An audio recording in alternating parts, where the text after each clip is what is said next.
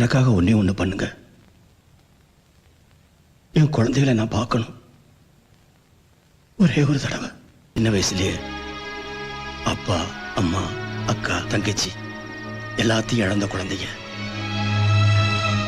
இப்ப 2வது தடவை அனாதையாக போறாங்க. ஒரு செடியை பிடிங்க வேற இடத்துல நட்டா கூட அந்த வேரோட சேர்த்து கொஞ்சம் மண்ணை அள்ளுவாங்க.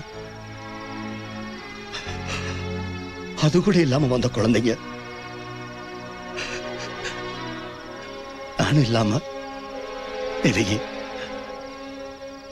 நான் சாக போறது இவங்களுக்கு தெரிய வேண்டாம். நான் வெளிநாடு போயிட்டேன்னு சொல்லு. என்னைக்காவது நான் திரும்பி வருங்க நம்பிக்கையிலாவது அவங்க இருக்கட்டும்.